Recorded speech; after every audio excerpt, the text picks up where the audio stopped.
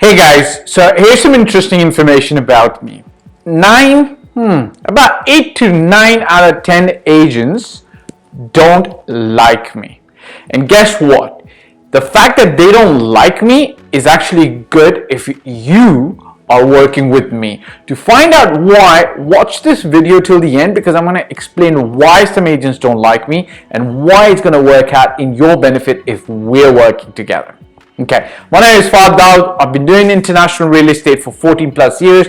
I'm also the author of The Intelligent Real Estate Investor. You can get it from Amazon or you can buy the ebook. Hit the subscribe button, press the bell icon. I talk a lot about real estate, Dubai specifically, but also internationally, your life and my life and our path to financial bliss. Check this out. Obviously, there was a time when I was not always an agent. I was an investor into real estate first, lost money in a couple of deals, and then I decided that instead of just being an investor, I want to be an agent and learn the art of investment, and not just from other agents, but also from other investors. And I've come up really from the bottom up, you could say. So I've learned the art from good mentors who were able to explain how things work, how you should be operating, etc., etc. So that's where I learned the agent, being a real estate agent part or the broker part. However, I'm a graduate from the Schulich School of Business, which is a top school in Toronto, Canada. You have to have like a serious GPA in your high school to be able to get in. I got in because my grades weren't the best, but I kind of like wrote a good application. So anyways, I got in, I graduated, etc., etc. And I'd been a consultant before that, financial advisor, etc., etc. So I come from a professional background. However, in Dubai, and not to put anybody down, I think the world over, to be a real estate player, right? It's kind of like to own a business, the threshold is pretty low. So if you can cook well, you can open a restaurant. If you know flowers, you can become a florist. If you understand real estate or you sometimes don't have a job, you can go and become a real estate agent. You don't need a lot of prior qualifications except for ambition, grit, aptitude, etc., etc. So generally speaking, in Dubai, over the last 20 years, we've had agents come from a mixed, very myriad of backgrounds. We've got MBAs from the US or India or Pakistan, so people who are professional, so to speak.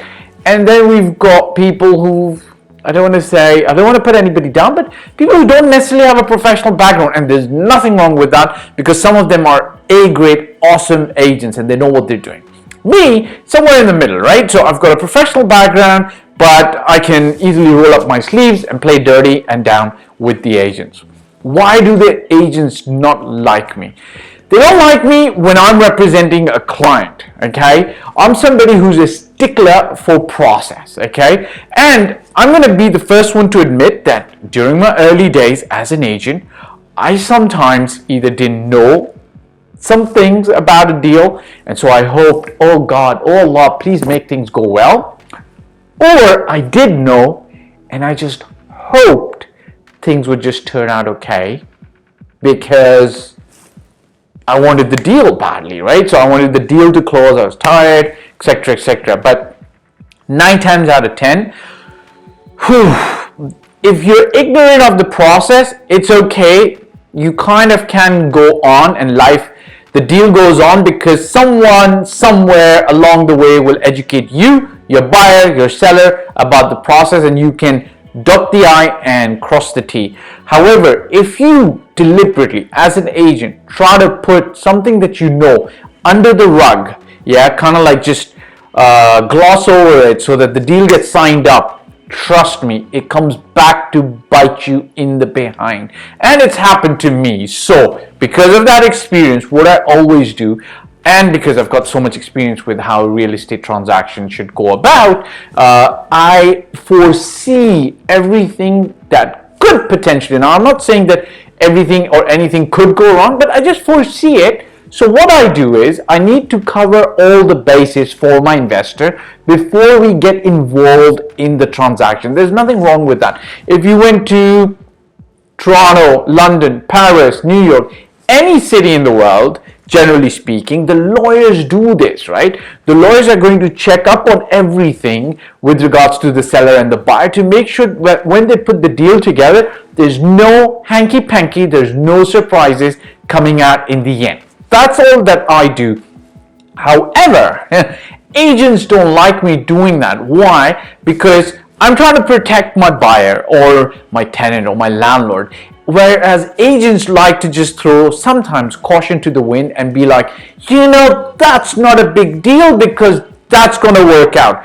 Now, I've got a recent example, somebody who's been in the game for 1 year and I'm coordinating things and he's telling me, oh no, that's not going to be a problem at all. And then now I'm educating him of all the 5 last years of things that sometimes happen. And I'm telling him, look, this is what used to happen before. Then this started happening. And then the government took this action and this started happening. And then this happened and then this happened. And what you're saying that one document that's missing is taking us to square one or square zero, and I would like to have that covered. And obviously that pisses them off because sometimes I'm a stickler for detail, because they say the devil's in the detail.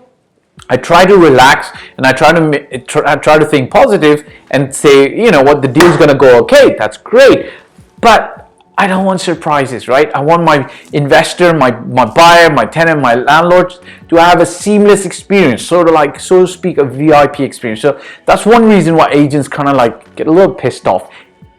Only the new ones or the novices, generally experienced agents who know what they're doing and have been in the game long enough, would appreciate the thorough professionalism. Number 2, if we're in a negotiation or a negotiating situation, I am going to be hard. That's my job. It's my role to save my investor as much money as possible, okay? I'm not going to be dirty.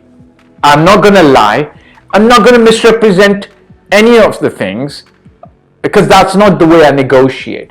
But I'm going to push hard with market knowledge. I'm going to find out what your last deal closed at. I'm going to find out what your seller's weaknesses are. I'm going to find out what's in this for you, and I'm going to push hard as possible to make sure that my buyer is getting the best deal. If I'm representing the seller, I'm going to make sure that my sellers get the best deal without, obviously, ensuring, or but ensuring at the same time that the other party is not done wrong by. So I'm not going to cheat. I'm not going to defraud. I'm not going to pull the wool over the other party's eyes. I'm going to make sure that everybody goes to or gets to a quote-unquote win-win position. Now, this is the reason agents don't like me sometimes, but that's a good thing for you, because I'm going to be fighting in your corner for your best interest when you're my client.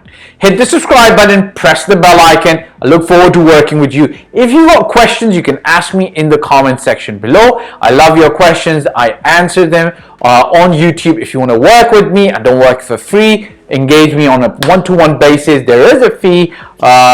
It is a serious fee, I would say. So if you want to work with me, you can apply below. Catch you on the other side. Bye for now.